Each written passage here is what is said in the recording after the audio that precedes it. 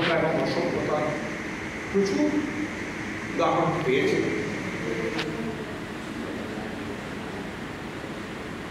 তারপরে আলটিমেটলি আমাকে বললেন যে গার্জেন করো। আমার পিতা ঠাকুর হেডমাস্টার ছিলেন এবং আমার থেকে তার বয়সটাও অনেক বেশি ছিল। সেখান থেকে আমার মায়ের দশটা ছিল, তার পয়লা হওয়াটাই হয়েছে। আমাদের তিনজন বেঁচেছিলাম, আমি কনিষ্ঠ। তার চরম প্রশ্রয় আমি লাভ করেছি।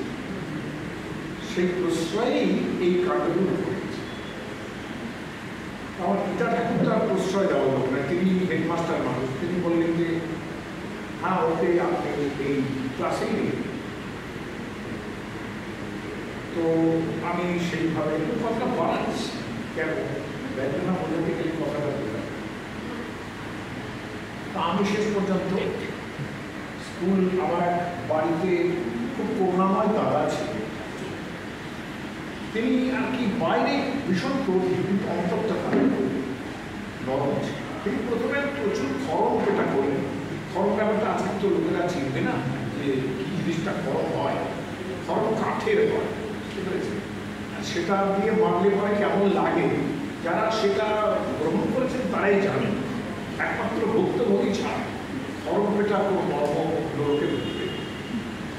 থাপ্পড় টাপ্পড় কিছু নয়, সে খরম পেটা করলেন প্রচুর। তারপরে গায়েটাই দেখাই হয়ে গেল। রাত্রিবেলা তিনি আমার সেখানে আমার নারকল তেল দিয়েছে। ওই গায়ে কোথায় লাগলো বলে নানান রকম দিয়ে গিয়ে আমাকে একটু প্রীত করার চেষ্টা করি। পরের দিন বলে যে তুই একটু ভালো পড়াশোনা কর, এই ক্লাস থেকে থাকতে হবে না, তোকে আমি অন্য স্কুলে পড়ি। সেই পরম করুণাময় দাদার কল্যাণে আমি শাহানগর স্কুল ছেড়ে তীর্থপতিতে পৌঁছালাম। এবং অন্যেরা যারা ছিলেন, আমাকে যারা দেখতে পারতেন না, তারা বললেন যে যার নাই পরবর্তী সেই জায়গায় বেশ ভালো। তীর্থপতিতে তখন কিন্তু ফার্স্ট ক্লাস পড়ছে, সেটা আমার দাদা বুঝেছেন, আমি অত বুঝি। ভর্তি হলাম ক্লাস 8B সেকশন, মনে আছে? ফার্স্ট বেঞ্চে গিয়ে বসেছি, প্রচুর খেলাখেলি করলো। আমি বাবা বলেছি ফার্স্ট বেঞ্চে গিয়ে পড়াশোনা, লাস্ট বেঞ্চে না, you are the back bencher, এইসব বলে চলে আমার ফার্স্ট বেঞ্চে। তাতে প্রচুর খেলাখেলি, আমাদের যা তা করলো সব, যারা ছিলেন বসে স্বাভাবিক। এখন আমি বুঝি যে কেন আমাকে সেসব করেছে। আমি হলো যদি আমার এখন সেই বুদ্ধি হল, তখন সেই বুদ্ধি না, সে বুদ্ধি ছিল। এটা আমার মায়ের যাই হোক। তো আলটিমেটলি কোনো আমরা সেই বেঞ্চে টিকে রইলাম। তো মাস্টারমশাই তিনি একজন সায়েন্সের টিচার, তার নাম ছিল শিবনাথ দে। নতুন ফার্স্টে এসে নতুন চোখটা একটু বাঁকা, একটু কেমন যেন একদম হট একটা ধুতি এবং পাঞ্জাবি পরা মানুষ, খুব মেয়েকে আমার থেকে হয়ে এরকম স্কুল থেকে এখানে কোথায় থাকিস তখন মাস্টারমশাইরা এইসব খবর নিতে। এখন যেরকম আসছে যাচ্ছ চলে যাও, আমি মাইনে পাচ্ছি, তোমার ইঞ্জিনিয়ারিং থেকে এসব নিতে খবর। কোন স্কুল থেকে কোথায় থাকিস? আমি বলছিলাম কেওড়া, সত্যি আমি কেওড়া যে শ্মশান, তার থেকে 4-5টা মানে 10টা বাড়ি পরে একটা গলি, সেই সবাই মিলে কেওড়া। ব্যাস এক থাপ্পড়, মানে থাপ্পড় মানে আমি করি। তারপরে অনেকদিন ধরে অনেক দেখেছি, এক কথা থেকে আর কথা চলে যাচ্ছে, কিন্তু ওইটা মারতে ওনার স্টান্সটা ছিল অনেক, উনি দাঁড়িয়েই থাকে এবং ওনার থেকে লম্বা লোককে উনি অসম্ভব সুন্দর মারত। এটা একটা শিল্প করার মধ্যে ওনার যে মারের মার দেওয়ার। যাই হোক, তো অনেক কাল পরে যখন আমার আবার একটু লেখালেখি যখন নামটা হল, তখন সেই মাস্টারমশাই হেডমাস্টার, তখন সেই হেডমাস্টারমশাই আমাদের আমাদের তো দেখ এবারে গান জুগলি হচ্ছে, তোকে কিন্তু আসতে হবে। এবং মাস্টারমশাই যাচ্ছিল, আপনার থাপ্পড়ের কাহিনীটা কিন্তু আমি বলে সে তুই জানিস অসম্ভব ভালো মাস্টারমশাই ছিলেন তিনি। আমি যখন আমার খুব দুরবস্থা ছিল, তো সেই সময় তিনি, আমার মনে আছে, হি ওয়াজ দ্য ম্যান যিনি অ্যাডভান্স করে আমার স্কলারশিপের ব্যবস্থা করেছিলেন, যে স্কলারশিপটা অস্ট্রেলিয়া থেকে আসে। এবং 1960, এই ধরা যাক 60-61, তখন চাইনিজ ওয়ার হয়নি, তখন 10 টাকার মূল্য যে কতটা সেটা বোঝাতে পারে। তাতে আমার সংসারেও অবদান ছিল এইটাই 10 টাকা। এই মাস্টারমশাই হচ্ছে সেই জাতের মাস্টারমশাই। কেন যে সেদিন জিজ্ঞাসা করছে তুই কোথা থেকে আসছিস, পরে সেটা কত বড় মানুষ। যাই হোক, মাস্টারমশাই নিমন্ত্রণে গেলাম, বললেন যে স্যার আজকে স্যার আমি যা বলবো আপনার সেদিন আপনার চল দিয়েছি। তো আমাকে প্রায় সেমিনারের মতো একটা সময় ডেকেছিলাম, যেখানে অনেক লোক বক্তৃতা দিচ্ছেন আমার বিষয়। তাহলে স্যার আমি সেই চয়ের বিষয়টা বলি। সেখানে শব্দের শক্তি, যে শব্দের শক্তি কি করে বাড়ানো, একটু একটু করে বাড়ানো। তাহলে এই যে মাস্টারমশাই বলছিলেন যে কেওড়া তলায় থাকে, আমি জিজ্ঞাসা করছি, উনি জিজ্ঞাসা করেন না, আমি বললাম কেওড়া তলায়, সেই দুটা মানে বুঝি স্যার। কিন্তু আজকে বুঝেছি যে কেওড়া তলায় থাকা মানে কেওড়া তলার শব্দে যে সোজাসুজি অর্থ, অর্থাৎ চিত্রে যেটা দর্পণবৎ, যেটা ছবিতে আঁকা, মানে যে ছবি দর্পণে আঁকার মতো যে ছবি, কেওড়া তলার শব্দের সেই অর্থটা হচ্ছে অনেক চিতা জ্বলছে। তখন ইলেকট্রিক সকাল ছিল না, সত্যি চিতা জ্বলছে এবং সেখানে অনেক মরা নিচে রয়েছে, তাদের দাহ করা হয়। এই হচ্ছে কেওড়াতলা শ্মশানের শব্দে ডিরেক্ট অর্থ। তাহলে আমি কেওড়াতলায় থাকি বললে কেওড়াতলা সন্নিহিত স্থানে থাকি, এটা বোঝাচ্ছে। তারপরে আমি কেওড়াতলায় ওইখানে থাকি না, আমি কেওড়াতলায় থাকি বললে তারপরে শব্দের শক্তি কিন্তু বাড়লো, তাই না? শব্দের শক্তি এইটুকু বাড়লো যে আমি দক্ষিণেশ্বরে থাকি মানে আমি মায়ের মন্দিরে মা হয়ে দাঁড়িয়ে। আমি দক্ষিণেশ্বরে থাকি বললে এত বড় একটা এরিয়া বোঝায় যেটা দক্ষিণেশ্বরের সঙ্গে যুক্ত, অথচ দক্ষিণেশ্বর নয়, মন্দির নয়। শব্দের শক্তি বাড়লো। ঠিক সেরকম চিত্রেও এই শক্তি একটু বাড়তে পারে। একটু আপনি প্যাঁচ কষলেন, আপনার একটু বাড়ল। এরপরে যদি ব্যঞ্জনায় আসে, যে নারদকে হিমালয় বলেছে যে আমার এই অসাধারণ সুন্দরী কন্যা আমি কোথা থেকে পেয়েছি। নারদ বলতে দেখুন, রত্ন তো গিয়ে গিয়ে জিজ্ঞাসা করে না যে আমাকে নাম আমাকে, রত্নের লোকে খোঁজে আসবে, আপনার এই কন্যার খোঁজে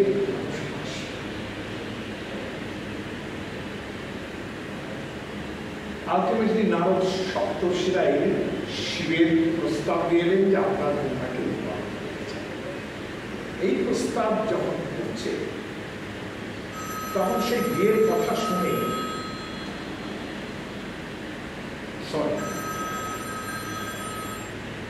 পরে হচ্ছে প্রোগ্রাম হচ্ছে, কালিদাস লিখছেন লীলা কমলাপত্রাণী গয়া মাস পায়।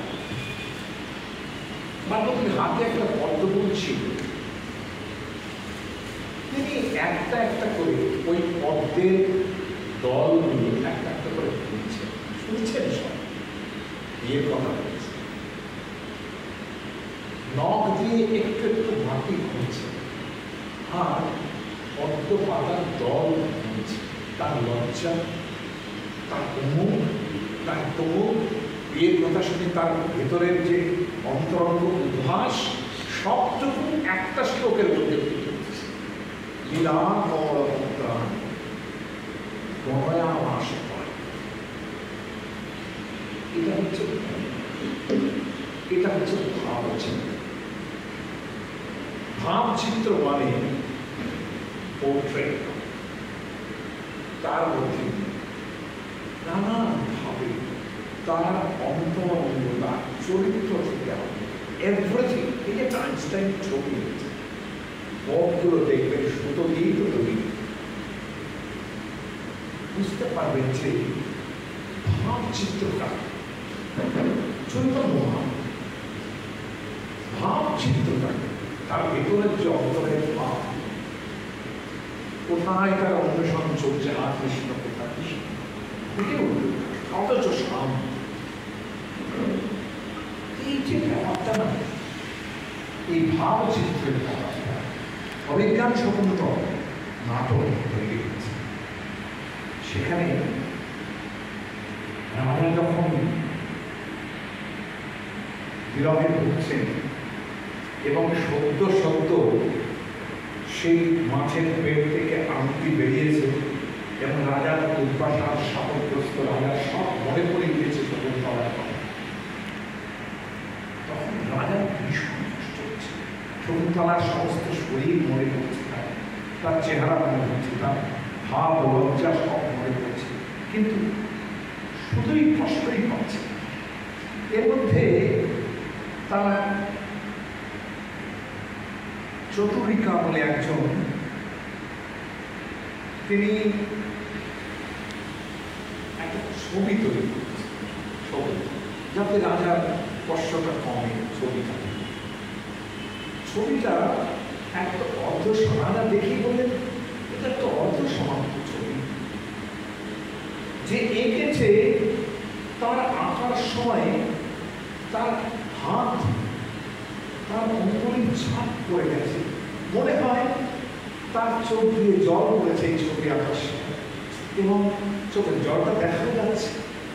এই বর্ণ অর্থাৎ যে রং সেগুলো মাছ ধরে গেছে, তার মধ্যে হাত পড়েছে। আর শকুন্তলা আমার মনে হচ্ছে এটা হয়নি।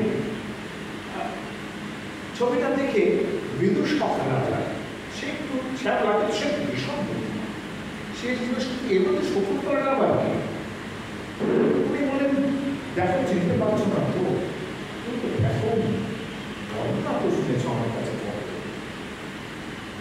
তো বললেন কে ইচ্ছে করতো রাজাকে দিয়ে রাজা বলছে যে দেখো এই দুজনকে ছেড়ে দিচ্ছি, এই যে একজনকে দেখছো যে হাতে কলসি আছে বটে, কিন্তু সামান্য একটু গাছে জল দেওয়ার জন্যেই তার গাটা ঘেমে গেছে, মুখটা ঘেমে গেছে, দেখতেই পাচ্ছি ছবিতে, এবং সেখানে তার মাথার চূর্ণ কুন্তল গলিয়ে একটু একটু চুল সেখানে আটকে রয়েছে, তুমি দেখতে পাচ্ছ। আমার মনে হয় এই শকুন্তলা, এই শকুন্তলা হবে অপরিচিত ছবি, অর্থাৎ অংশুয়াকে। তারপরে এই রাজা বলছে যে দেখুন যাই কিছু হোক, এই ছবিটা কিন্তু সমাপ্ত হয়নি, তুমি নিয়ে এসো রং তুলে নিয়ে এসো। আমার এই একটা কোন মরিচিকার মধ্যে পড়ে গেছি আমি। বিদুষণ ঠাট্টা করছে, নদী পার অর্থাৎ বিরহ পার হয়ে এসে এখন আপনি মরিচিকা, অর্থাৎ অত জল দেখার পরে আপনি আজকে মরিচিকা পেয়েছেন। যাই হোক, রাজা রং তুলে নিয়ে বসার আগে বিদুষণ জিজ্ঞাসা করলেন, কেন অসম্পূর্ণ কি আঁকতে হবে এর মধ্যে? আর উনি বললেন, কারিয়া সৈকতলীন সমিতুনা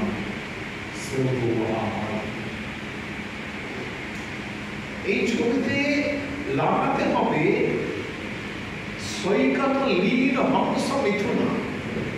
যেসব নদীর তীরের মধ্যে হংস মিথুন তারা বসে আছে, শুয়ে আছে, সৈকত লীন অর্থাৎ তীরের ওপরে প্রায় শুয়েই আছে, কিন্তু মিথুন দুটো এরোটিক সেন্টিমেন্টের একটু জায়গা আছে। সৈকত লীন হংস মিথুন স্রোত,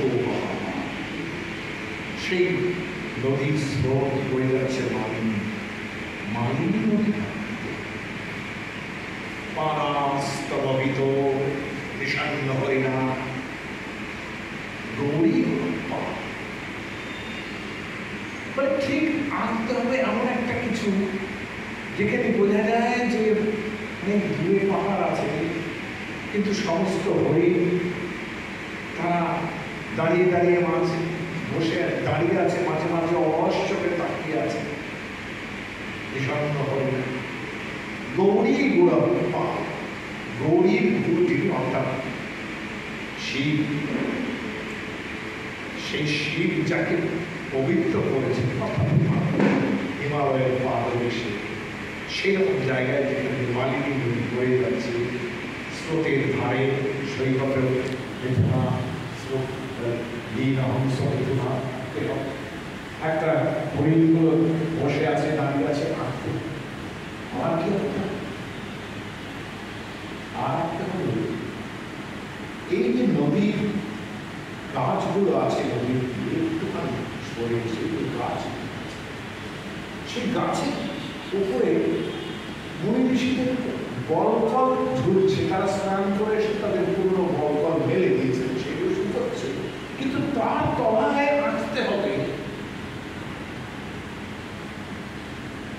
শৃঙ্গে মৃগস্য বাণময়মান কর্মূয়মান মৃগ। তাকে আঁকতে হবে যে একটা হরিণ কিন্তু একজন মৃগী অর্থাৎ হরিণী তার চোখের কোণায় কেমন করে তার শিং দিয়ে চুলকে চুলকে দিচ্ছে মৃগ, একটা হরিণী চোখের তলায় কিভাবে চুলকে চুলকে দিচ্ছে কণ্ডূয়মান মৃগী। এটা আঁকতে হবে, এইটা আঁকলে পরে তবে বোঝা যাবে শকুন্তলা, তা না হলে শকুন্তলা বাদ করে যাবে। সেই যে বিশাল তপবন, সেই তপবন থেকে বাদ করে যাবে, তপবন ছাড়া শকুন্তলাকে রাখা যায় না। এই যে ভাবছে এটা জ্ঞানজনের সবচেয়ে বড় উপকার হল যে আপনি উল্টো কথা বললেও তার অর্থ উল্টো হবে।